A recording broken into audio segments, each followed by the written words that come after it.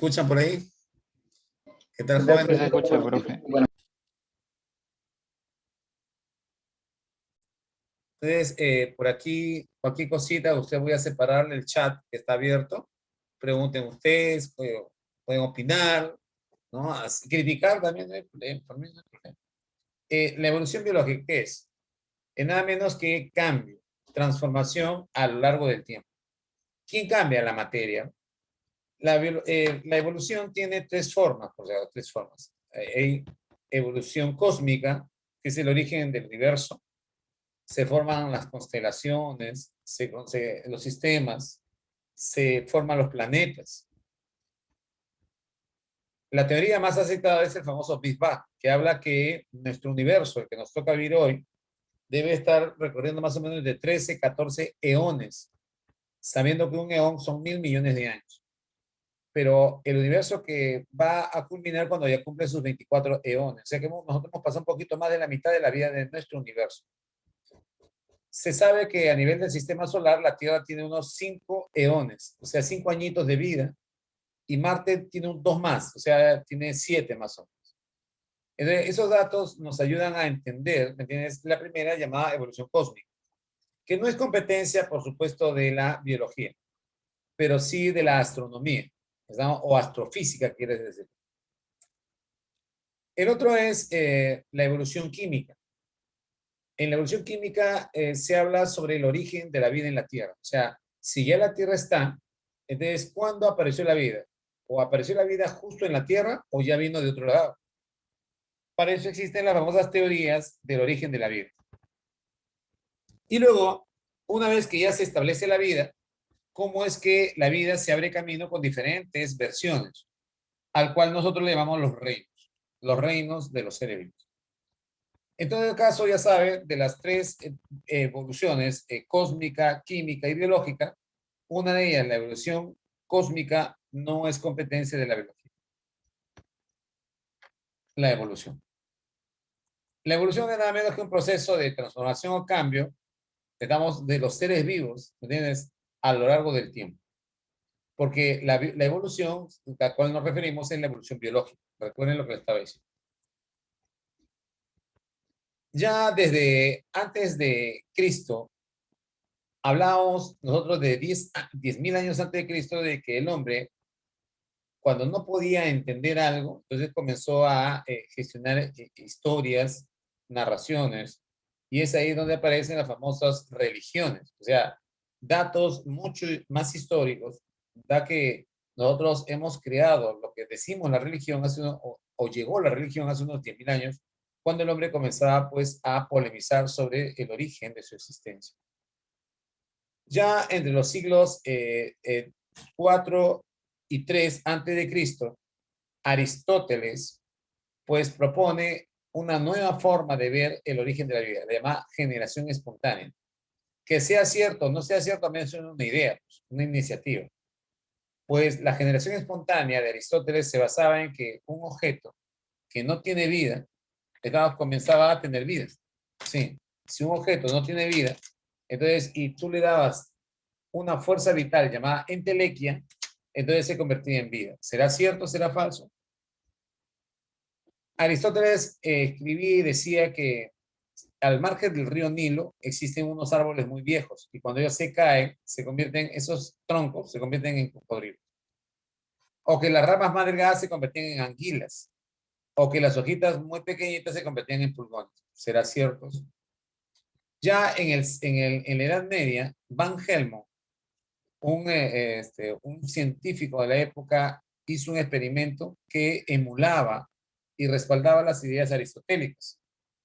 Le llamamos nosotros la receta de los ratones, que él le puso una túnica de su propia camisa sudada, le puso trigo, un poco de pan y lo dejó toda la noche hasta 21 días.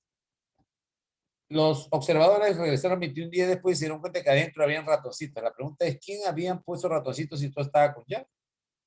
Pues hoy sabemos que eran los mismos ratoncitos cuando tenían sexo dentro, comida dentro, y entonces esa comida les servía como reserva para esos bebitos. Llegamos al punto de que las hembras de los ratoncitos se embarazan durante 21 días. Conclusión, no era generación espontánea, era el embarazo. Pero luego aparece una corriente que busca destruir las teorías aristotélicas de la generación espontánea, pero no busca explicar el origen de la vida. Se llama biogénesis.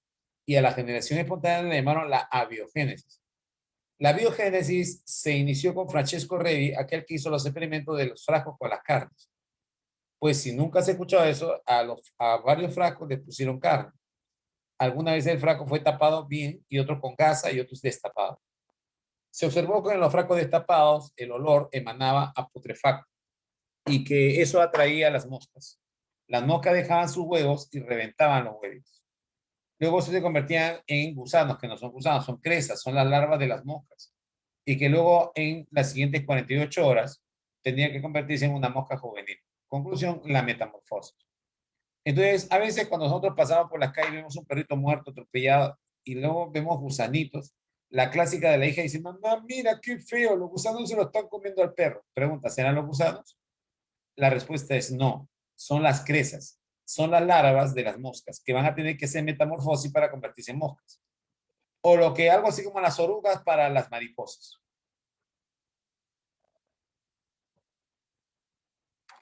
Pero luego aparece Lázaro Spallanzani. Lázaro Spallanzani es discípulo de Redi, el de los experimentos de las moscas. Se enfrenta a John Needham, un holandés. John Needham hizo un experimento de poder en un frasquito de vidrio, es un Pyrex, elaborar su sopita.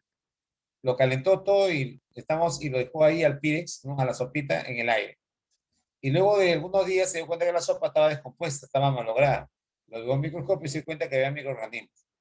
Entonces John Needham dijo, generación espontánea. Aristóteles tenía razón. Sin embargo, Lázaro Spallanzani, discípulo de Redi, dice, no, te has equivocado. ¿Dónde? En el sello. ¿Cómo es eso? Tenías que haberlo tapado. Entonces John Needham, ¿qué hizo? Agarró corcho y lo tapó. Y a pesar de eso, el corcho tampoco es hermético, porque el corcho tiene poros. Recuerda que es un tejido muerto y ha dejado espacios vacíos llenos de aire. Entonces, es ahí en el aire donde podrían estar los gérmenes que pueden contaminar la sopa. Así que Lázaro Spallanzani lo que hizo es preparar su sopa y lo tapó herméticamente como si fuera un atún.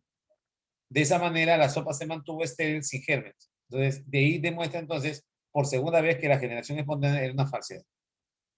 Y la tercera fue Louis Pasteur, un científico padre de la microbiología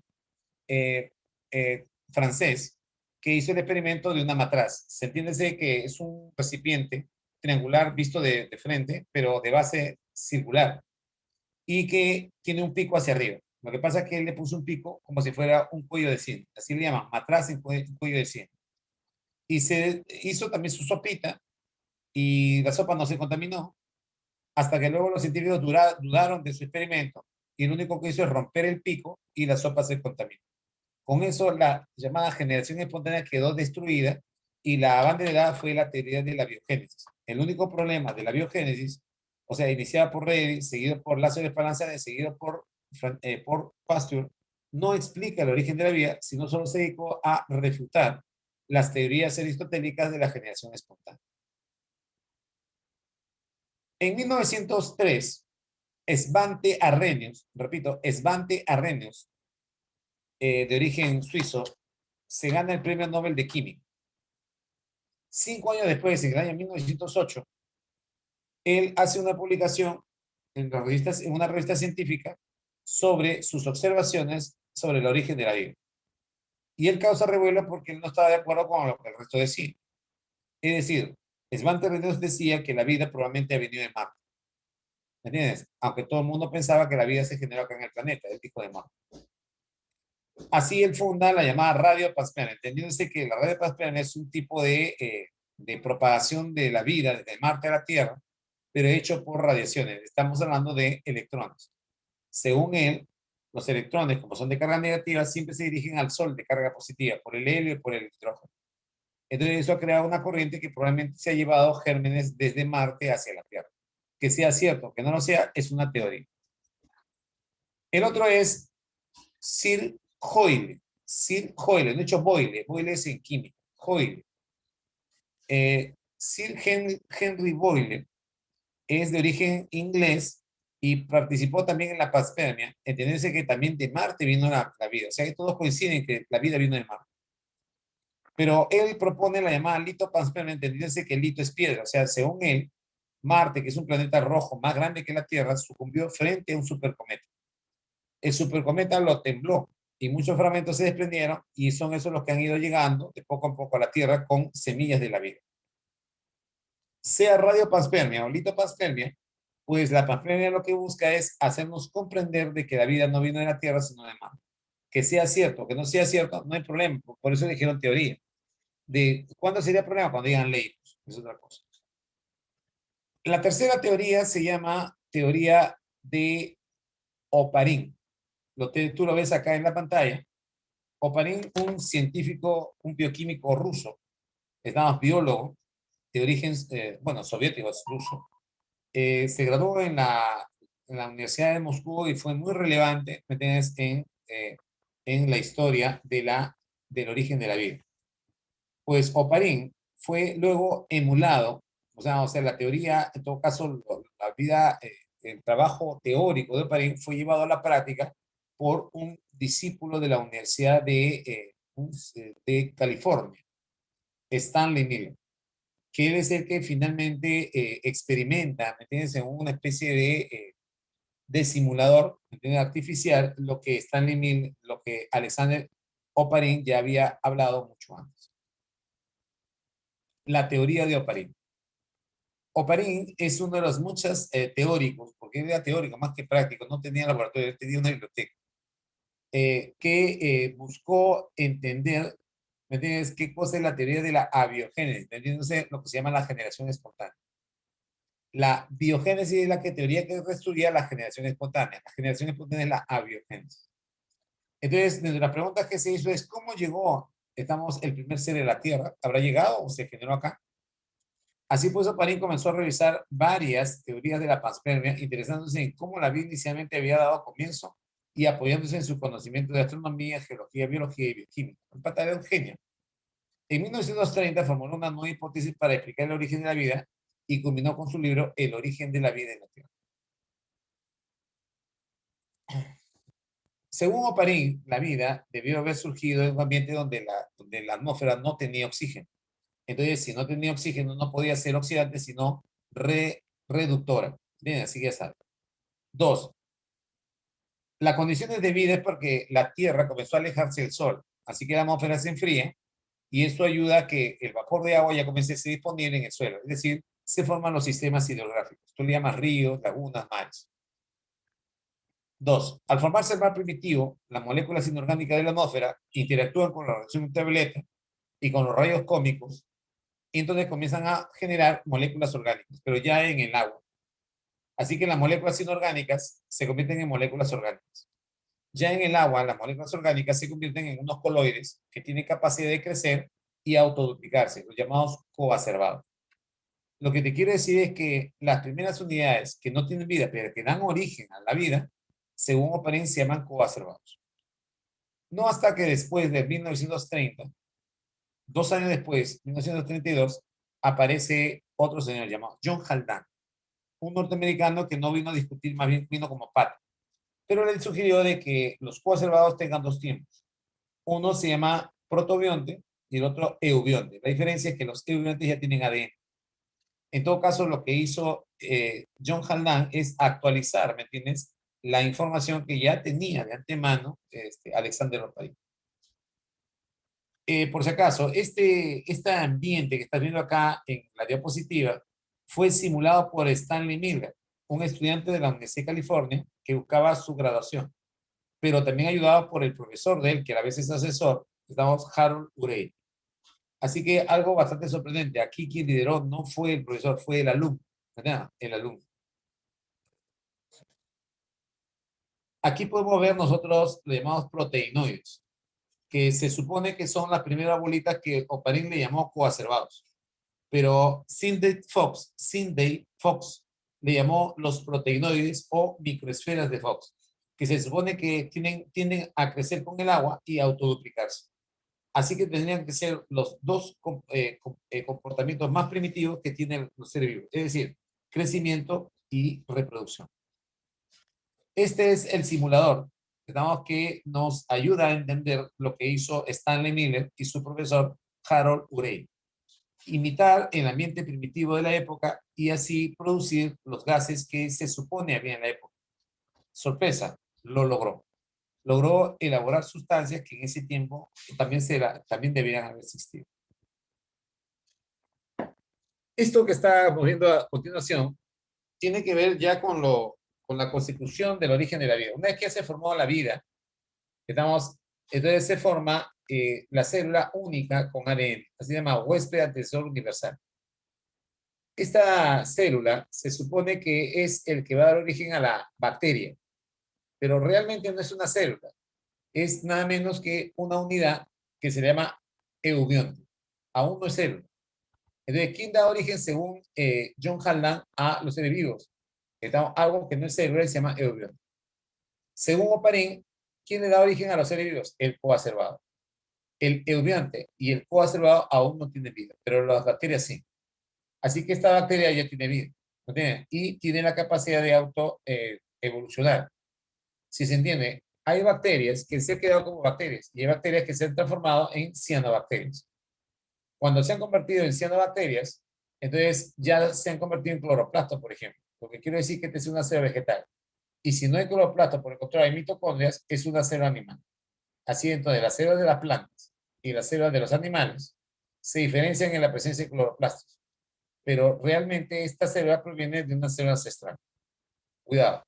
También se llama LUCA, huésped antecesor universal, LUCA.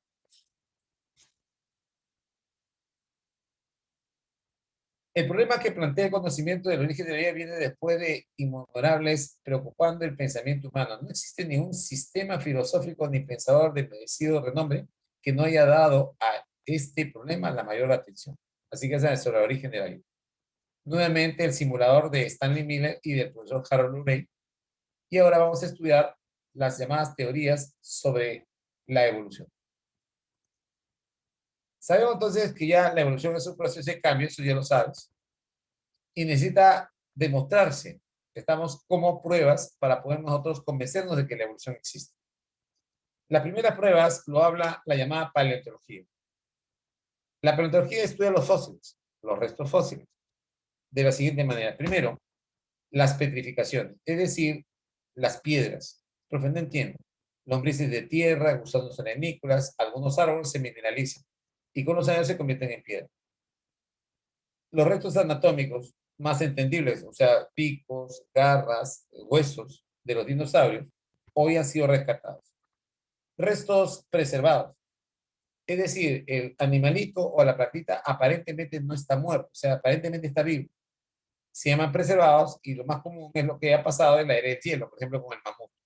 ¿Sabes tú que los mamutcitos han sido encontrados, un mamutcito ha sido encontrado en el Polo Norte, en Siberia, y hoy lo siguen conservando en el hielo porque así es, así lo encontraron?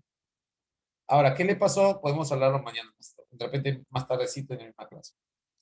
Y luego tenemos otro preservado conocido como resina o ámbar. Todo el mundo ha visto en la película Jurassic Park el ámbar, así se llama ámbar. Pero también existen otras, como por ejemplo los coprolitos. Mucha gente quizás no sepa, pero los paleontólogos, los antropólogos, los químicos, los biólogos, o sea, ellos mucho buscan bolo fecal de animales del pasado para analizarlo. De esa manera ellos pueden darse cuenta si eran vegetarianos, o eran carnívoros, o eran omnívoros. ¿Entienden? El comportamiento gregario, el desplazamiento, las migraciones, todo eso sale inclusive analizando el bolo fecal. Se llaman los coprolitos. Y finalmente las huellas y los moldes, que las huellas, ya lo sabes, los moldes quizás no lo sepas, los moldes son rocas sedimentarias que son como los zetas que los excavadores separan y de repente pueden encontrar un animal prensado adentro. Estas son las rocas sedimentarias que buscan los estudiantes de arqueología para poder encontrar fósiles ahí en su interior. Dentro de los más conocidos es allá en México. Si mal no recuerdo, hay otro allá en Canadá también. Entonces los chicos viajan y encuentran un montón de animales y plantas del pasado en esas rocas, aunque usted no lo crea. Si usted lee bien a la izquierda, está el Archaeopteryx. Se supone que este animalito fue encontrado o observado por primera vez 2 años después a la presentación de la obra de Darwin, 1859. Así que el Archaeopteryx ya se había observado desde 1861, o sea, 2 años después. Pero la gente no entendía bien de qué se trataba, o sea, la evolución aún todavía no estaba madura. En el año 1998, en China se encuentra una ave muy parecida, y justo la que está viendo en este momento. Se llama Archaeopteryx. Los chinos pensaron haber encontrado al dragón, pero hoy sabemos que no son los dragones, son dinosaurios que se han convertido en aves. O sea, con el Archaeopteryx hemos cerrado el circuito de una fila más o menos de 10 especies que han llevado al dinosaurio a convertirse en aves. Conclusión, ¿de dónde provienen las aves? De los reptiles primitivos, de los reptiles antiguos llamados dinosaurios. Y estos dinosaurios están emparentados anatómicamente porque los dos tienen escamas en las patas. Así que la pregunta, ¿por qué las aves se dice que vienen de los reptiles? Porque tiene que escamas, escamas. Así que vas a ver. En la misma diapositiva ves tú que hay peces que están ahí también en las mismas rocas impresas, ¿entiendes? ¿No? Y a eso se llama casualmente moldes. Este es un resto anatómico de un diente de un tiburón del llamado Cretácico, entendiéndose que es el momento en el cual los dinosaurios ya se extinguieron. Esta es la mandíbula de un tiburón, no, perdón, de un elefante, no del pasado. O lo que te hablaba sobre el ámbar, ¿no? Que por supuesto tenía en su interior un mosquito, una mosca que habría podido picar algo. Los trilobites se consideran animales que han dado origen a los insectos. Así que ojo cerrado, cuando tú ves una pregunta de examen de admisión, dije, ¿quién dio origen a los insectos? ¿De frente qué? Los trilobites. Y luego vienen los restos anatómicos. Los restos anatómicos son restos que salen a la luz a medida que el animal se ha muerto. Pero vamos a ver ahí animalitos que están más abajo, ese es del Devónico. El Devónico es uno de los periodos últimos de la era de los peces. Estos son peces, pero son peces primitivos que muchos se extinguieron en una llamada tercera superextinción. Voy a explicar. La primera y la segunda superextinción mataron muchos peces porque todo estaba en el agua. Nada estaba en el suelo todavía. Entonces ellos murieron más o menos al 90%, cuidado, al 90% murieron. Sin embargo, la tercera superextinción fue la más desastrosa. Ella prácticamente acabó con el 98% de la biodiversidad de la Tierra, incluyendo el mar. Así que muchos tuvieron ese 2% que quedó, tuvo que repartirse. Unos se quedaron en el mar readaptándose y otros siguieron adelante evolucionando. Entonces, es ahí que los llamados peces se tuvieron que convertir en anfibios, los sapitos, y luego de anfibios en reptiles. Para poder salir a la superficie como reptil, debían haber desarrollado escamas.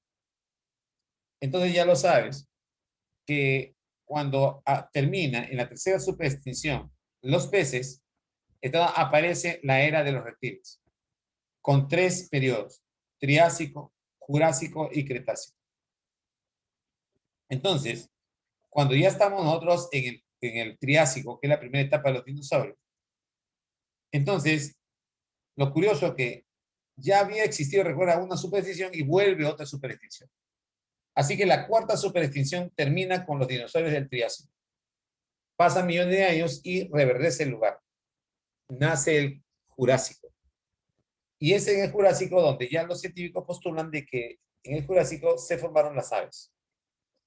No hasta el Cretácico, en que los dinosaurios más maduros, más evolucionados, tuvieron que enfrentar, ¿me entiendes?, a un meteorito, o quién sabe, de repente a un cometa, y poder sobrevivir, cosa que no lo lograron. Así entonces podemos decir nosotros que al final del Cretácico se desarrolla la quinta superextinción. Entonces, se calcula que fueron 1000 bombas atómicas juntas, ¿verdad?, que tuvieron el impacto de un cometa o de repente de un meteorito grande. La idea es que el Golfo de México se alteró, se hizo redondo, aunque usted no lo cree.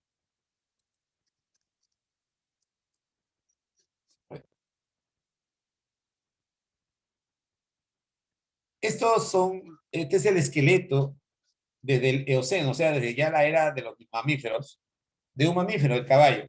Y como se dan cuenta, ya hay diferencias anatómicas. Eso se revela entonces en lo que se llama evidencias anatómicas, de anatomía comparada.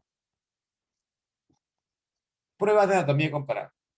Ahí se estudian órganos, y hay órganos homólogos, análogos y vestigiales. Los órganos homólogos son aquellos que hacen homología, es decir, tienen el mismo origen, pero cumplen diferentes funciones. Los órganos análogos son lo contrario, o sea, tienen diferente origen, pero cumplen la misma función. Y los órganos vestigiales son rudimentarios, ya no cumplen funciones, pero son pequeñitos. Digo, los órganos homólogos tienen el mismo origen, pero cumplen diferente función. Los análogos son al revés, tienen diferente origen, pero cumplen la misma función.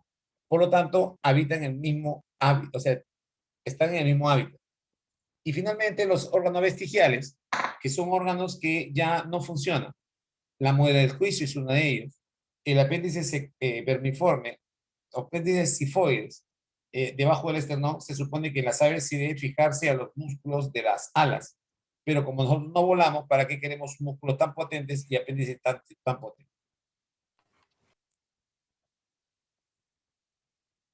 Aquí vemos nosotros a las rocas sedimentarias. El padre de la paleontología es conocido como Georges Cuvier. Él tiene su historia porque es antagonista en pensamientos a Jean-Baptiste Lamarck. Si usted no me entiende, el que habló de las jirafas. Georges Cuvier no decía, o sea, decía lo contrario de la evolución. Él no era evolucionista, él era creacionista. Él decía que los seres humanos somos imagen divina. Georges Cuvier, a pesar de eso, también excavaba y encontraba estructuras como la que está arriba. Por eso es conocido como el padre de la paleontología.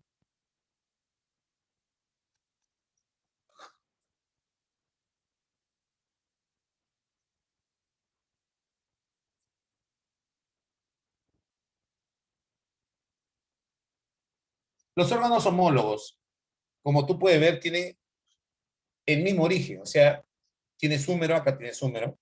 Tienes radio, tienes cúbito, radio cúbito delgadito. Tienes al carpo, acá está el carpo. Tienes metacarpos, metacarpos. Y tienes las falanges, falanges. Son órganos que ahora están cumpliendo diferente función, pero tienen el mismo origen. Y se llaman homólogos. Los órganos análogos son lo contrario, como te dije. Son órganos que tienen diferente origen, por ejemplo, el de las aves, que son invertebrados, y de las palomas, que son vertebrados. En todo caso, repito, los insectos y las aves tienen diferente origen, pero están cumpliendo la misma función a nivel de las alas. Y además, ellos comparten el mismo lugar, en este caso el aire. Un nuevo ejemplo de lo que hablábamos. En el brazo de nosotros está el húmero, igual en las aves, igual en la marsopa, igual en el elefante. Sin embargo, si tú te ves más abajo, acá están las alas de una mariposa, de una mosca. Están hechas de quitina, mientras que las alas de las aves están hechas de plumas. Entonces, quitina y plumas son dos cosas diferentes, entonces tienen diferente origen, pero cumplen la misma función. ¿Cuál es? Analogías. Analogías. De los órganos vestigiales o rudimentarios, tenemos, por ejemplo, el caso de los músculos de la oreja. Nuestras orejas ya no se mueven como lo mueve un zorro, lo mueve un lobo. Entonces quiere decir que nuestras orejas están atrofiadas. Otro órgano vestigial lo encuentras en los delfines, en las ballenas, porque ellos, ya no tienen patas, miren. Entonces la pelvis se ha atrofiado. Hoy, en los últimos años, ha ocurrido algo bastante sorprendente. Han comparado el ADN de una vaca con el ADN de una ballena. Y se sorprenderían que ellos son hermanos, por ejemplo. La vaca y la ballena son hermanas, tienen el mismo ADN. Entonces, eso antes no se constituaba, ahora sí se constituye. Las vacas son artidactilias, las ballenas son cetáceas. Y hoy día los científicos han creado un nuevo grupo para meter los dos, llamados cetoartidáctilos. Cetoartidáctilos. Algo sorprendente. O sea, nosotros que podemos sospechar que la vaca tendría una relación con las ballenas. Hay una anécdota que tengo que comentarles. Hace muchos años, en una institución, yo era coordinador, monitor, para ser exacto, de una jefatura. Y la tutora me llama y me dice, sí, hijita, hay una niña que quiere salir porque tiene problemas, le duele mucho la barriga. Me acerco y le dije, ¿qué tienes, hijita? Me dice, no, lo que pasa es que yo tengo apendicitis. Ah, sí. Y le dije, ¿y dónde te duele? Entonces ella me señaló acá. Acá me señaló, acá. Y a ver, ya que tú puedes tocarte, ¿te puedes presionar? Sí, claro. Se presiona. Ay, ¿te duele mucho? Sí, presiona un poquito más. No, ya no. Suéltalo. Sí. ¿Está mejor? Sí, me siento mejor. Bueno, al final le di permiso, salió y cuando ya estaba en la puertita, le dije, se acercaron un ratito y le dije, cuando quieras mentirme, trata de mentirme mejor o solamente dime que quieres salir. Pero no le he mentido, me dice, se cerró. Lo que pasa es lo siguiente, te voy a explicarle. En el lado izquierdo no hay nada, no hay nada, no hay apéndice. El apéndice está en el lado derecho y tú te agarraste al izquierdo. Dos, cuando una persona tiene apendicitis, ya no puede caminar. Y es más, tres, cuando tienes apendicitis, tú te presionas, no duele. Duele cuando tú dejas de presionar en ese lado derecho. La chica me quedó mirando, me dijo, ya, gracias. Y finalmente me confesó que quería verse con su chico. Pero había mentido. O sea, el apéndice no está en el lado izquierdo, sino en el lado derecho. Ahora, voy a poner otra contraparte. Le voy a poner a ustedes aquí en el chat que me publiquen cuántos han sido operados ya de apendicitis. Solamente yo y nada más. Se supone que por tu edad estás en la tarde. Yo calculo unos tres. A ver, ¿cuántos son? Depende de cuántos son. Yo va uno, va un yo. Uno nomás, qué raro. ¿Cuántos somos? A ver, 43. Ah, no, 43 son dos nomás. Falta un yo más. Se tiene que operar. Bueno, es que no es que tenga que operar, sino que no vas a aguantar si están operados. Hay uno nomás que raro. En la mañana han sido como cuatro yos en un salón. Miren, entonces ya sabe. Bueno, hay un yo nomás ahí. Pero de repente por ahí otro chupadito, todavía no sabe. Uno de cada, escucha, de cada 16 personas que están entre los 15 y 25 años tiene que ser operado ya de apéndice. Curioso, ¿no? Es uno de cada 16 personas, ¿no? Ya está con apendicitis. Así que no es nada raro, a tu edad uno ya ha sido operado. Y vienen más, ¿eh? Vienen más.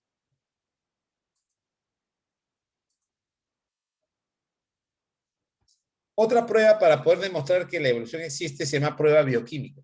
Lo que se hace es comparar moléculas. En algunos casos, como está viendo ahí, el ADN, ¿no es cierto? Entonces se compara el ADN de papá con el ADN del hijo, o el ADN del mono con el ADN del ser humano. Entonces, de esa manera vemos la cercanía o las lejanías, ¿me entiendes?, evolutivas de estos seres. Acá me pregunta, profe, mi hermano le sacaron la vesícula. Claro, pues. Bueno, hoy ya se estila eso, ¿no? O sea que si a una persona la vamos a operar de apéndice, entonces le podemos decir que también se puede sacar la vesícula para que ya no se abra de nuevo. O de repente le van a operar de la vesícula y le dice, señora, sé qué cosa, por un precio más en una clínica, le podemos sacar también el apéndice y de esa manera ya no se abre dos veces. Le cuento porque tengo una familiar, por no decir mi mamá, que ha sido operada de muchas cosas a cada rato. Si hubiera tenido ese criterio, me operó una vez y me hubieran sacado todo. ¿No es cierto? Hoy día es así. Entonces ya lo sabes. A mi amigo lo operaron a los 10 años de la apendicitis, no es nada raro, hay chicos con 5 años, 6 7 pero la mayor estadística está entre los 15 y 25 años. Como que yo también puedo sufrir apendicitis, pero ya tengo menos estadística. Esa es la explicación. Miren, hoy para poder hacer las comparaciones bioquímicas necesitamos enzimas. Estas sustancias participan en esas reacciones químicas que necesitamos para ello. Oxidorreductasas, transferasas, hidrolasas, liasas, oximerasas, ¿no? Y las ligasas también. Las enzimas son importantes para hacer, por supuesto, los datos cuantitativos de las reacciones químicas de moléculas que se comparan. Y aquí, entonces, al final, nosotros podemos hacer una gráfica y ver, ¿no? ¿Me entiendes? Comparar el ADN de cada uno de ellos y darse cuenta que entre el hombre y el chimpancé hay mucha relación. Pero entre el hombre y las aves casi no lo hay. ¿Se acuerdan? ¿No? Las aves tienen escamas, hay una serie de cosas que nos diferencian. Ernesto Haeckel, o Haeckel, padre de la ecología, participó en uno de los capítulos de las pruebas embriológicas. Él propone de que la vida, o sea, el origen de la vida del hombre, es nada menos que la recapitulación de la vida del hombre. Profe, no entiende. Cuando nosotros estamos viendo nuestra propia vida, nacemos, crecemos, nos reproducimos, morimos. Es nuestro ciclo de vida. Entonces, todo comienza con que papá y mamá hicieron sus cositas. Se formó el huevo cigote. Yo era un huevo. Y luego pasamos a hacer varias células. O sea, pasamos de uni a pluricelulares. Luego vivimos en el agua, nadando ahí en el líquido amniótico. Y luego salimos, pero al salir primero echado, después gateamos, o sea, como reptiles, y finalmente nos ponemos de pie. Lo que te quiero decir es que la vida de un ser se llama ontogenia, y lo que hace es recapitular a la filogenia, que es el origen de la vida de una especie. Sabemos nosotros que los llamados embriones son las formas intermediarias del desarrollo prenatal. Si usted no me entiende, existen tres etapas: preembrionaria, embrionaria y fetal. Y la que está viendo acá son embriones de diferentes animales. El primero, el fish, el pez, ¿no es cierto? Por acá el pollito chicken, acá está. O la tortunilla, o el caso del cerdito, ¿no? El hawk. O el rabito, o sea, el conejito y hasta el ser humano. Si se dan cuenta, los embriones son muy parecidos. Son bastante parecidos y eso nos hermana. Y esto entonces podría decirse que los vertebrados biológicamente somos hermanos evolutivos. Pero las teorías evolutivas van más allá.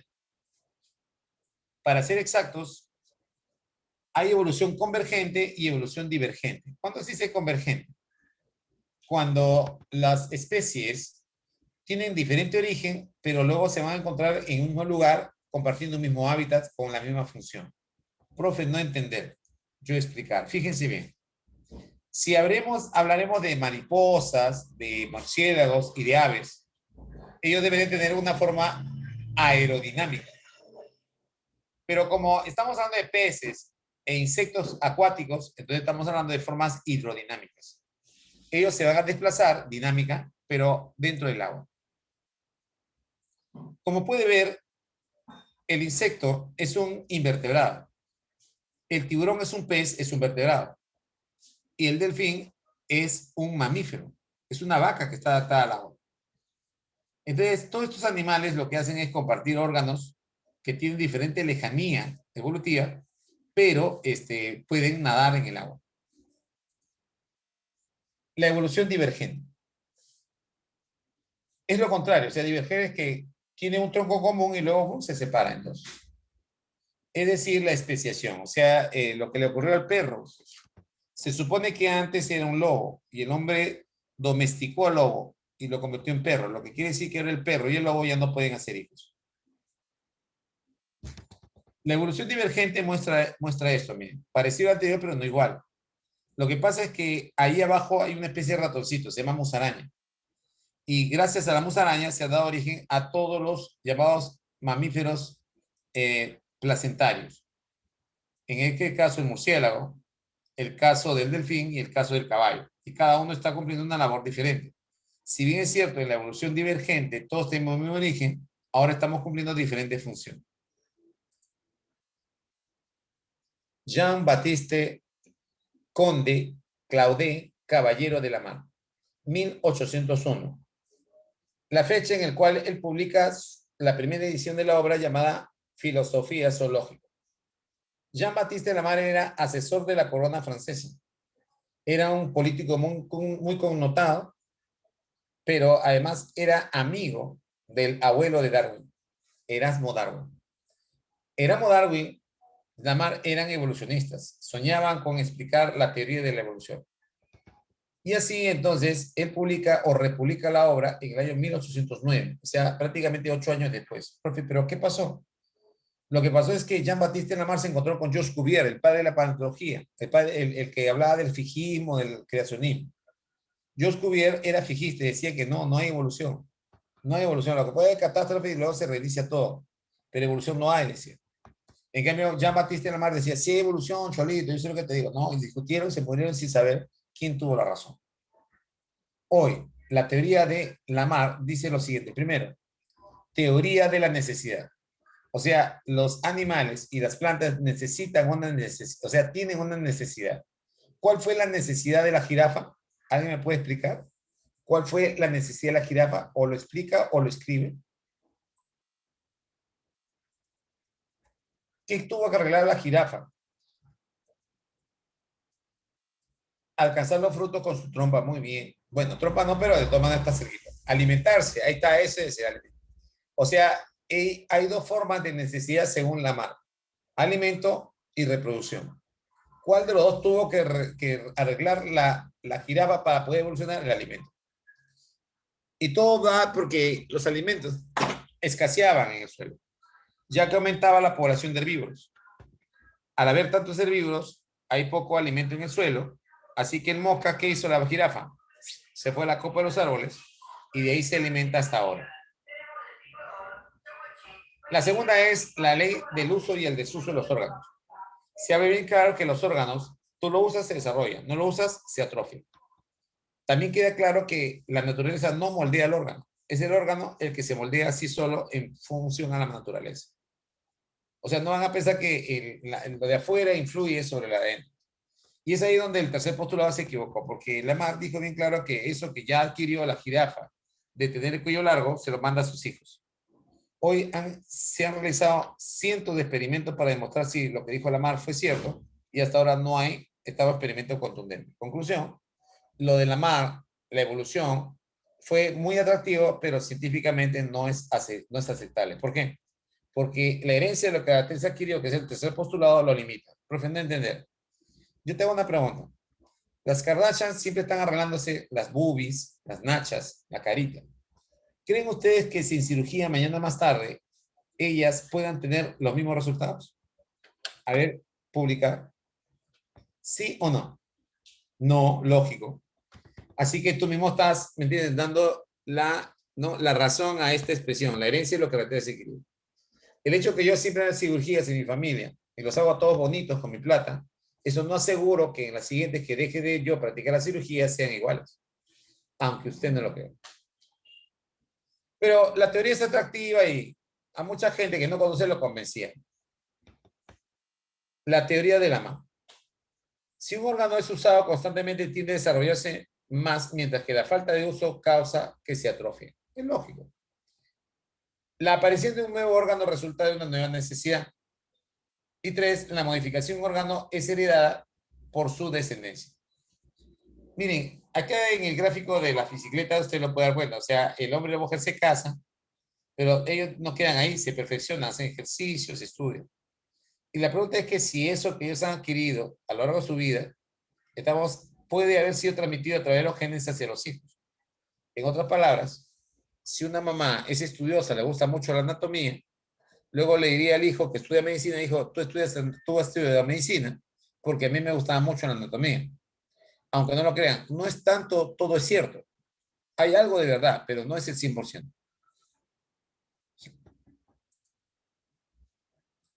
Teoría de Charles Darwin.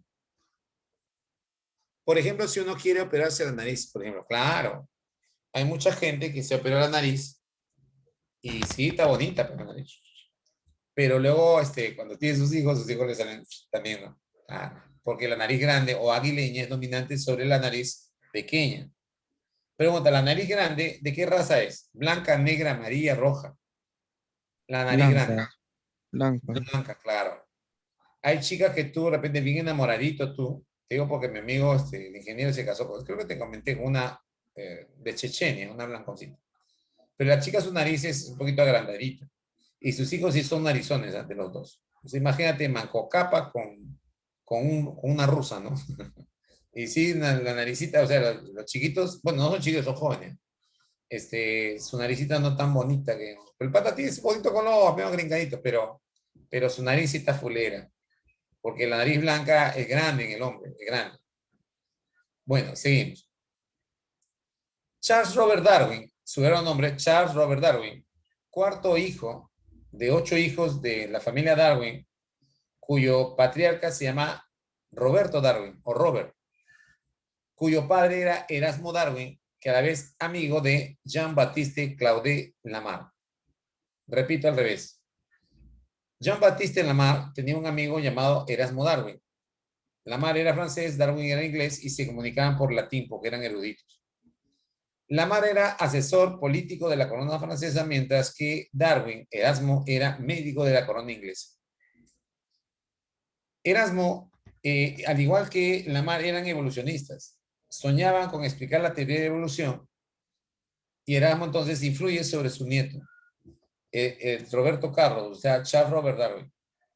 Es así que Darwin desde pequeño comenzó a coleccionar muchas piedras ese era su hobby, y a los 16 años ingresa a la Facultad de Medicina a estudiar casualmente esa carrera. Pero un año después, él, en una operación, porque ya le tocaba, deserta, se quita y no opera al niño con apendicitis aguda quirúrgica. El papá, incómodo, molesto, porque Darwin estaba relajado. Recuerda que Darwin era aristócrata, era hijo y nieto de médicos de la corona inglesa. Entonces se preocupó, le dijo, hijito, mira, tú no, vago no vas a hacer, tú vas a tener que estudiar una carrera. Pero papá, callado, yo soy padre. Y lo hizo estudiar la segunda carrera llamada teología. O sea, Darwin de castigo tiene que ser cura. Ya en teología, él escucha la cátedra de un doctor llamado Henslow, su doctor favorito. Él enseñó el curso de historia natural y le encantó ese curso. Así que él, ni la carrera le gustó. Tal es así que él no ejerció nunca una misa como cura. Mañana más tarde, Darwin igual termina su carrera, pero no se gradúa. El papá nuevamente picó, le dice, mi hijito, algo tienes que hacer.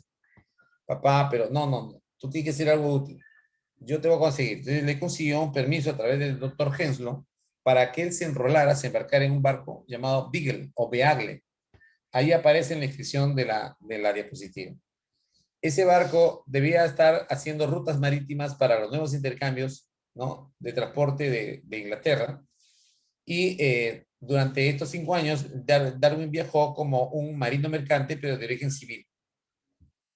Darwin comenzó a agarrar más connotación. Bueno, el barco ese viaje salió de Inglaterra, llegó a su primer puerto, que es Cabo Verde, allá en África. Luego cruza el Atlántico y llega a Brasil, pero por lugar de Bahía, porque mucha gente dice Sao Paulo, eso es mentira. Da la vuelta por Mar del Plata, o sea, Uruguay, Paraguay, Argentina. Da la vuelta por la Antártida, llega a un lugar llamado Tierra del Fuego, sube al Valparaíso y llega hasta el Callao. El Callao acelere porque en ese tiempo era el puerto más importante de intercambio. Y es ahí en el Callao donde él se entera, ¿me entienden?, de las Islas Galápagos.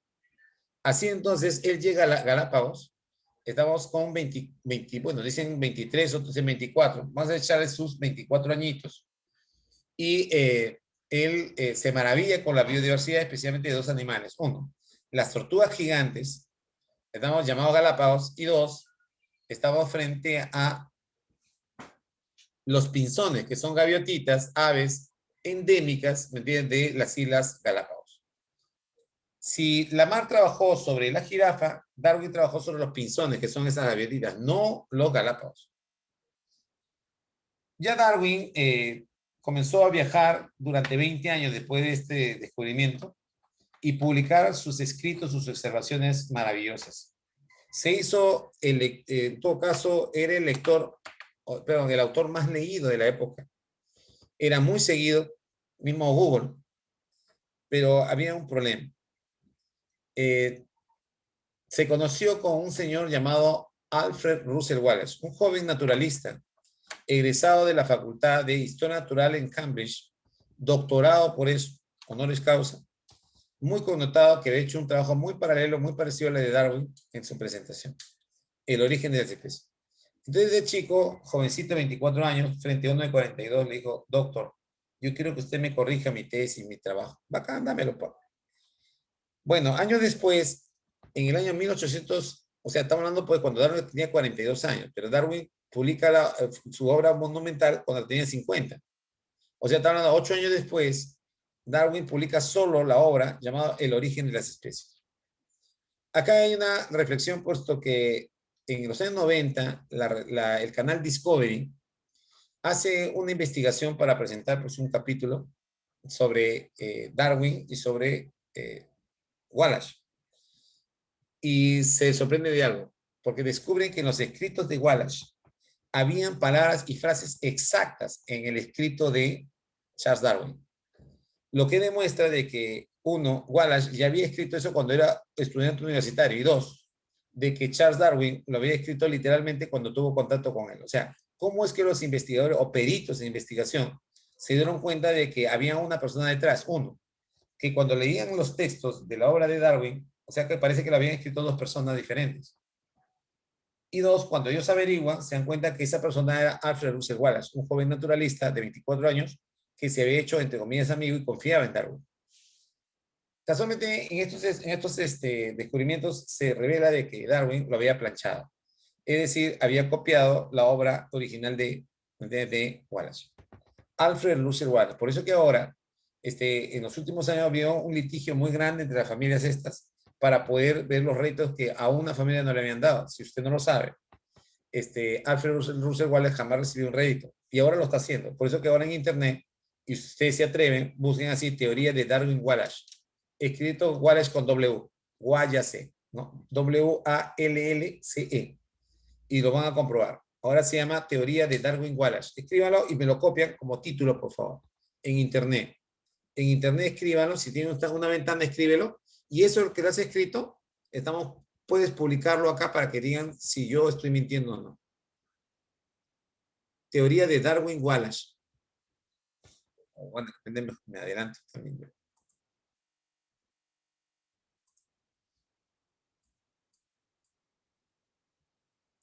Ahí está, ahí nomás, no publiquen más, por favor. La evolución por selección natural, la teoría de evolución Darwin y Wallace propone que la selección natural es el mecanismo por el cual las especies cambian a lo largo del tiempo. Con eso confirmado. Ya no se habla de teoría de Darwin, ahora se dice teoría de Darwin-Wallace, jóvenes, porque se ha demostrado que Darwin hizo trabajo sucio ahí. Entonces hablemos, muchachos, sobre el trabajo de Charles Darwin. Charles Darwin propone la teoría, la obra llamada El origen de las especies, en el cual él describe que las formas de vida no son estáticas, sino evolucionan. O sea, hay transformación. De ahí todos estamos de acuerdo. Dos, el proceso de la evolución es gradual, o sea, no es vertical, no es tan agresivo. Entonces, por eso Darwin profesa lo que se llama el gradualismo. No se olvide de eso porque eso es una pregunta de examen de admisión. Tres, aparte del gradualismo, Darwin hablaba sobre las fuerzas de evolución. Si usted recuerda, en el caso de Lamarck, el motor de la evolución era la necesidad de la jirafa. Pero en el caso de Darwin no es la necesidad, es la competencia. Para Darwin, el motor de la evolución es la competencia. Para Lamarck es la necesidad. Solamente cuestión de palabras. Lo repito, para Darwin es la competencia. Se compite por amor, se compite por comida, por territorio y por poder. Fíjense bien cómo van enfocando estos científicos. Lo curioso es que en los postulados que siguen, Darwin habla sobre la población. Entonces, y la población, él se refiere al incremento de la población. Si usted se va a libros más antiguos, hay un libro llamado libro de Thomas Malthus sobre la población. Y hoy los estudiosos han descubierto que Darwin también copió a Thomas Malthus. Sí, Thomas Malthus era un francés que hablaba sobre, bueno, un clérigo que hablaba sobre las riquezas. Y entonces él tenía un aforismo que decía, y usted lo conoce, que el alimento crece en progresión aritmética, mientras que la población crece en progresión geométrica. Entonces, entendiéndose que la población humana en el camino va a ser mucho más que la comida. Ya Stephen Hawking, recuerden este físico nuclear que falleció hace poco, ¿no? Víctima de una enfermedad atrofia muscular hereditaria. Stephen Hawking había advertido al mundo antes de morir de que el ser humano ya tiene que salir de acá del año 2050. Porque si el ser humano se queda después del 2050, van a ocurrir demasiadas catástrofes. Es decir, que el alimento no va a ser suficiente para la cantidad de población que va a haber. ¿Quién advirtió sobre eso desde mucho más antes? No fue Stephen Hawking, fue Thomas Malthus. Y Thomas Malthus dijo que el alimento crece en progresión, disculpe, sí, en progresión aritmética, mientras que la población humana crece en progresión geométrica. Entonces, Darwin, de esos dos aforismos, agarra la mitad, lo que responde a la llamada de la población, o sea, el aumento de la población. Lo curioso entonces es que eso no se sabía hasta cuando ya se hicieron las investigaciones y se dieron cuenta de que Darwin había copiado también a quién, a Thomas Malthus. La ventaja de Darwin de la época es que no había indecopy y entonces no había dónde respaldar su publicación, ¿me entiendes? Y validarlo. En todo caso, Darwin, nuevamente, punto para él y dinero para él. 3. También se comprobó algo muy sorprendente, de que te dije hace un rato de que para Lamarck, la llamada motor de la evolución era la necesidad. Y era necesidad de alimento y necesidad de sexo. Darwin lo rescata con el nombre de competencia y dice alimento, sexo, territorio y poder. Lo que queremos decir que en ese punto también copió a quién? a la mar. Pero la copia más fiel, como se sabe, es que justo cuando él habla sobre variación, uno de los grandes puntos débiles de Darwin es hablar de variación, porque para hablar de variación hay que tener conceptos previos de genética. En ese tiempo la genética no había nacido. Entonces Darwin se atrevió a hablar sobre variación, pero de una manera muy magistral. Entonces es muy probable que Darwin nunca haya entendido lo que está en su libro, pero lo copió ¿de quién? De Alfred Russel Wallace. Así que sabe, esos conceptos que tienen el origen de las especies, que tiene bases genéticas, no son de Darwin, sino de quién? De Alfred Russel Wallace. Eso explica entonces la inscripción que nos ha dado Renzo Bustos. Saludos Renzo Bustos por su publicación. Y con eso nos estás abriendo las puertas a más conocimiento. Otro dato también es esto, mira, que nunca deben olvidar. En el punto número 4, disculpe 3. Los organismos parecidos se han emparentados y descienden de antepasados comunes. Así que eso de cabeza, pues si no hay evolución, no hay antepasado común. Y la número 5, perdón, la número 4 dice la selección natural. Pero antes de 4 hay que pasar por lo de abajo. Para cuestión didáctica, la producción de variabilidad, que recuerden que lo había propuesto Wallace, y luego la llamada supervivencia de más alto. Ese sí es Darwin, no hay evidencia que no sea Darwin. Entonces, cuidado, yo no he dicho de la supervivencia del más fuerte, sino del más apto. La jirafa no es más fuerte que muchos animales, sin embargo, es más apta. ¿Entiendes? El tigre diente de sable nos ha comido durante, escúchame, millones de años nosotros, millones, loco, millones. Y el tigre se fue y seguimos nosotros. O sea, no el más fuerte, es el que se queda el más apto, con P, aptitud. Entonces, por eso es que la mamita siempre lucha contigo, ¿no? Hijito, estudia, porque a veces más uno se preocupa en la parte estética, en la parte física, y no se preocupa en la parte mental. Y aunque no lo crea, cuando ya lo estético, lo físico se agote, la parte mental te va a quedar a ti para siempre, loco. Yo te digo, ¿no? Firmado un feo, ahí está. Discúlpame, Enzo, dije Renzo, ¿no? Dijo. Sí, discúlpame. Entonces ahora vamos nosotros a la selección natural. Quiero que lean esto, dice, por favor.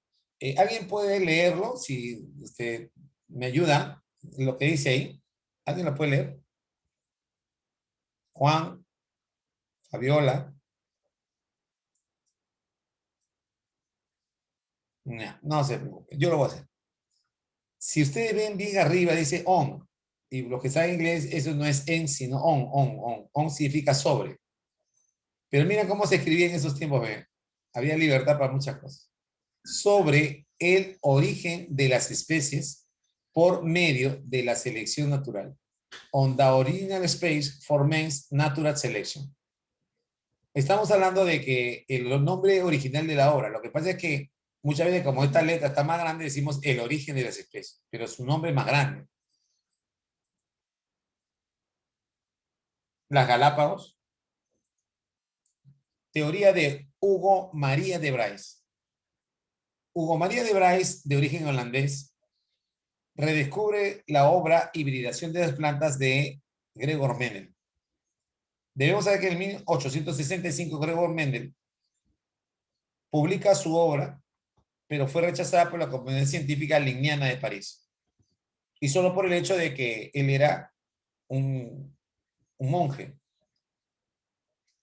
En el año 1900, o sea, 35 años después, Hugo de Bryce, Correns y Sherman, o sea, y colaboradores, redescubren y republican la obra con el nombre de Las leyes de Mendel. Hugo de Bryce, simultáneamente en ese mismo año, 1900, publica su obra monumental llamada Teoría de las mutaciones, en el cual plasma de manera magistral el concepto de mutación, más que hablar de genética, hablar sobre cambios estructurales y funcionales de un individuo. Así entonces, él establece que las mutaciones pueden ser favorables o desfavorables. Y si la mutación es desfavorable, nos extinguimos.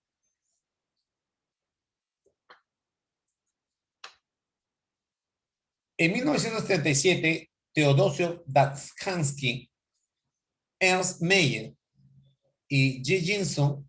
Simpson son tres grandes representantes multipaíses que lo que hicieron es reunirse para poder mejorar, ¿me entiendes?, el darwinismo con un nuevo término, teoría sintética o neodarwinismo. Si se entiende, la teoría de Darwin ya estaba perfecta, superó a la teoría de Lamarck. pero ahora hay que actualizarla con los conceptos que nosotros sabemos. En todo caso, la llamada actualización de la teoría de Darwin toma el nombre de neodarwinismo o teoría sintética.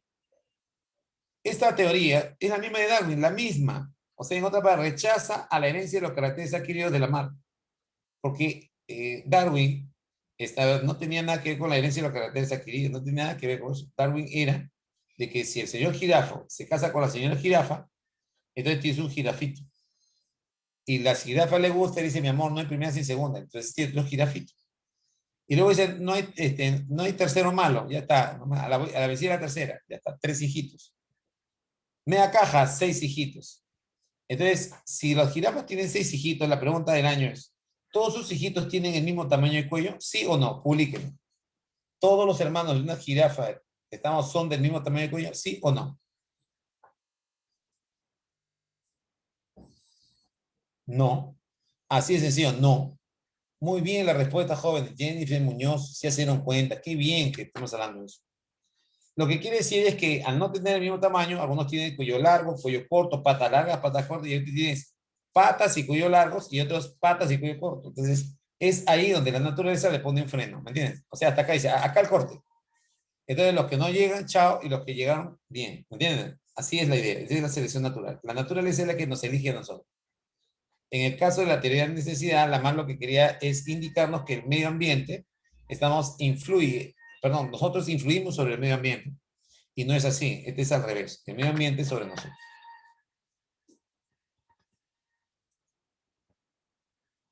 A partir del Eoceno, si se entiende ya la era de los mamíferos, podemos ver que el caballo ha recibido una serie de cambios, ¿me entiendes? Claro que le decimos el eco, ¿no? Y eso explica entonces de que a nosotros nos va a poder pasar sobre lo que es el homínido hasta el hombre actual también, ¿me entiendes? Solo que esto es el tema del caballo. La llamada superextinción. La superextinción han sido 5 superextinciones que hay que mencionar. La primera llegó a un 80-82% de la biodiversidad y sobrevivimos a la segunda. Todo ocurrió en el mar. Pero después de la segunda viene una tercera superextinción que fue la más grande, la más desastrosa de todos los tiempos. Se llama, ¿cómo se llama? Una falla mantélica, se siente en el manto del volcán, ha reventado, pero es toda una cadena de volcanes reventados. Y pues equivalieron pues a más de 1000 bombas atómicas. Estábamos dentro del mar y acabó con toda la biodiversidad. Puro humo, nada de fotosíntesis. Y solo el 2% sobrevivieron, quizás los que se habían escapado. Así que la tercera superextinción acabó con la mayor cantidad de peces de la época. Mañana más tarde aparecen los anfibios y de ahí al toque los reptiles. Estos reptiles se llaman dinosaurios y aparecimos entonces en la segunda era, la era de los reptiles. Los dinosaurios tuvieron 3 periodos: Triásico, Jurásico y Cretácico. El Jurásico entonces se inició con la tercera superextinción, pero murió con la cuarta superextinción. Al reverdecer nuevamente, regresar los dinosaurios, lo hicieron en el Jurásico. De ahí nacen las aves. El Jurásico madura hasta Cretácico. El problema es que el Cretácico superior aparece, tenemos la quinta superextinción. Recuerda que la tercera superextinción acabó con los peces, la cuarta con los primeros dinosaurios del Triásico y la quinta que acabó con el Cretácico. Es en el Cretácico superior que aparece, ese supercometa, como se habla, que equivale a 1000 bombas atómicas y que probablemente acabó con gran parte de la biodiversidad. Se calcula los muertos de la época un 92%, pero no el 98% como fue la más desastrosa en la tercera superextinción. Si podemos leer esta descripción, dice, la extinción es parte integral de la evolución. Más de un 90% de los organismos se han extinguido. La evolución es un proceso dinámico y existe constantemente renovación de las especies. En los últimos 550 millones de años ha habido 5 extinciones importantes en las que murió el 50% de todas las especies animales. La más significativa es al final del Pérmico, antes de que aparezcan los dinosaurios, y esa es la tercera superextinción, donde varió el 95% de la vida. Corrijo, 98%. La más reciente se produce hace 65 millones de años y acabó con los dinosaurios. Esa fue la quinta superextinción. Así que a la pregunta, ¿cuál es la más brava? La tercera. ¿Cuál es la última? La quinta. Fíjense bien ahí en la descripción. Dice, Un gran cráter en el Golfo de México y una capa de iridio extendido por todo el mundo hace pensar que un asteroide, o por último un cometa de 10 kilómetros, cayó en la Tierra provocando un prolongado invierno de impacto. Según la NASA, se ha identificado una cadena de agujeros que corresponden al piso del cráter gigantesco. La mitad de un diámetro de 160 kilómetros parece estar en la Tierra y la otra mitad en el Golfo de México. Lo que es muy posible, repito, que los dinosaurios hayan tenido que sucumbir frente a un impacto de 1000 bombas atómicas. Hace un rato habías leído iridio, ¿no? El iridio es un metal que así nomás no se funde, pero si se funde es porque se ha logrado una cantidad de calor, ¿me entiendes?, equivalente a 1000 bombas atómicas. Según se estima, un geólogo estadounidense, un meteorito que cayó sobre la Tierra hace 65 millones de años levantó nubes de polvo suficiente para ocultar el sol durante 1 a 2 meses, provocando el invierno nuclear que causó la extinción de los dinosaurios. Así entonces, repito, el problema no es el impacto solamente, sino que ese invierno, porque como todo está lleno de humo, ya la luz no llega, ¿me entiendes? Y todo muere. Bueno, sobre la mar ya hemos hablado. Entonces vamos a buscar más bien las preguntitas. Acá está la pregunta. Chicos, miren, un poquito de genética también para que ustedes practiquen, ¿no? Aquí está la genética. Un poquito, unas preguntitas más va a ver, porque estamos ahorita en evolución, pero de todas maneras le he puesto genética. Y con este tipo de PowerPoint podemos verlo facilito. Los siguientes gametos, A mayúscula, B mayúscula, A mayúscula, B minúscula, y así va, se obtiene de un cruce de híbrido. Este es un individuo que se le está estudiando para dos características. De repente, para el color de la semilla y para el tipo de la semilla. Un monje austriaco llamado Gregor Mendel, que hemos hablado hace un rato, desarrolló los principios fundamentales de la ciencia, hoy conocida como la genética. Mendel demostró que la información de las características heredables es llevada a unas unidades discretas que se heredan por separado en cada generación. A estas unidades Mendel las denominó. A ver, ¿cómo se transmite la herencia según Mendel? Por favor, pueden publicarlo, a menos de pónganme el nombre o la letra. ¿Cuál es la respuesta en la número 2?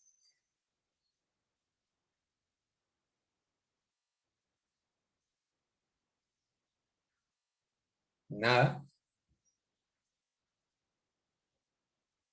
Mira qué sobrado. Mira, yo le he mandado el material, ¿eh? Le he mandado el material, chicos. Y como ya tienen el material, dicen, ya, no, ya la tengo para qué. Mire, sí, cuidado, no se llaman genes. Para Gregor Mendel, en ese tiempo no se conocía la palabra gen, se conocía factor. Factor. 3. Mendel da a conocer los resultados de sus experimentos en 1865. ¿Cuál de los siguientes eventos ya había ocurrido para aquel entonces? En 1865 Mendel publicó su obra, pero ¿qué había ocurrido antes? Para aquellos que no lo saben, Darwin había publicado su obra en el año 1859, a los 50 años. Pregunta, ¿en qué año nació Darwin? Públicalo. Darwin publicó su obra Origen de las especies en el año 1859, cuando tenía 50 años. Pregunta nuevamente, ¿en qué año nació Darwin? Pueden publicar 1809, muy bien. 1809. 1809. Pero curiosamente en ese año es que Lamarck publica también su obra Filosofía Zoológica. La coincidencia es que Lamarck y Erasmo Darwin eran amigos. Y Erasmo Darwin era el papá de Robert y el abuelo de Charles Robert Darwin, justo el que nosotros hablamos. 50 años después, Darwin, en el año 1859, publica la obra Origen de las especies. Y con eso prácticamente queda zanjado ya quién es el patriarca de la evolución. ¿Quién es? Charles Robert Darwin.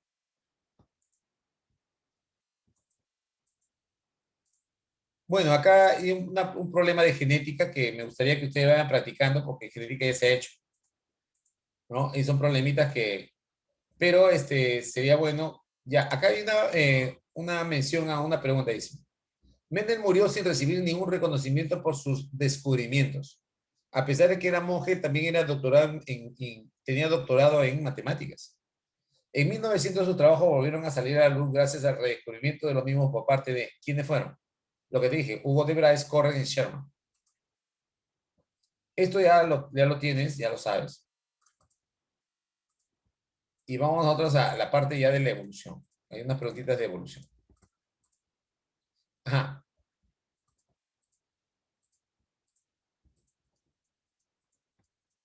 Ujú.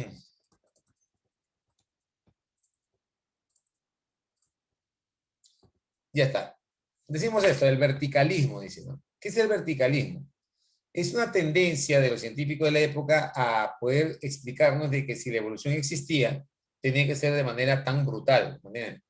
Entonces Darwin dijo, no, así no sirve. Si existió evolución, ha sido suave despacito, ¿no? Suavecito. Entonces Darwin propone el gradualismo por eso. Así que mientras que Patterson era verticalista, pues Darwin era gradualista. En la selección natural se postula que, se postula que, a ver qué tal si ustedes me ayudan con esa clave. En la selección natural, ¿qué se postula?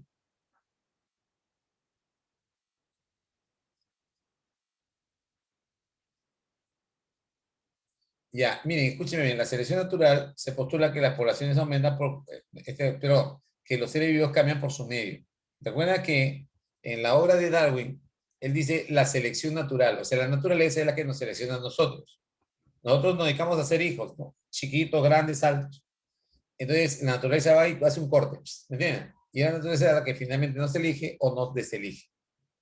Entonces, dice, se postula que los seres vivos cambian por su medio, ¿me entienden? El medio es el problema de nosotros. Charles Darwin fue el más importante en desarrollar una teoría que mostrara la vida que había surgido gradualmente sobre la Tierra. Uno de los enunciados, ¿quién es? La vida había surgido gradualmente sobre la Tierra. ¿Ah? Las poblaciones se incrementan en proporción geométrica. Eso es lo que habla de Thomas Malthus. Pues, ¿te acuerdas? El alimento crece en producción aritmética, mientras que la población en producción geométrica. Y Darwin tomó esa, justo la parte del aumento de la población geométrica. Cuando los integrantes de una comunidad se dispersan ocupando ambientes distintos y originan poblaciones diferentes sin capacidad de cruzamiento, estamos hablando de que de evolución divergente. Es lo que le pasó al perro que te dije. El perro se separó del lobo y ya no se pueden cruzar. Pues. Si tú me juntas un perro y un lobo, el lobo se come al perro. Todos los seres vivos comparten un mismo código genético. Es una evidencia de que, a ver, esto está facilito. Fabiolita, Yadira, Brigitte, ¿no? Brigitte Leguía, Condeso, José María. ¿Cuál sería la clave para esa pregunta 14?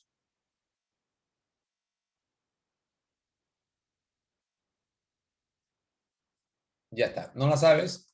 Se llama así. Todos los organismos descienden de un ancestro común. Por eso, como tenemos el mismo código genético, el ancestro es común. 15. La causa de evolución, según la teoría de Lamarckiana, se basa en el cambio ambiental y el uso y el desuso.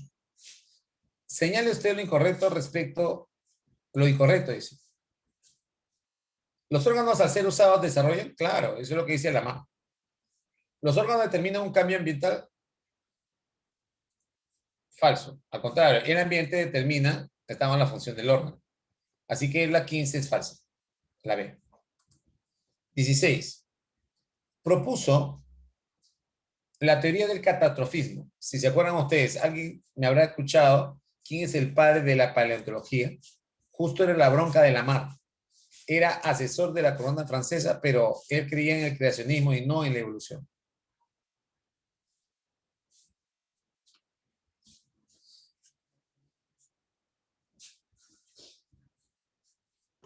George Cuvier, ¿lo sé?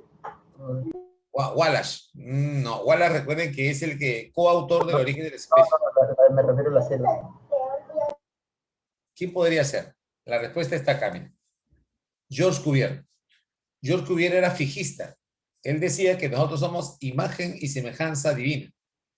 En cambio, Lamarck decía que era evolucionista, decía que todo se transforma. A pesar que los eran asesores de la corona francesa, los siempre se metían cuchillos, ¿me entienden? Uno decía lo contrario del otro. Al principio, en el año 1801, en la primera edición de la filosofía zoológica de Lamarck, George Cuvier ganó. Pero en la siguiente, en el año 1809, justo cuando nacía Darwin, George Cuvier perdió. En la evolución prebiótica, estamos hablando de prebiótica antes que haya vida.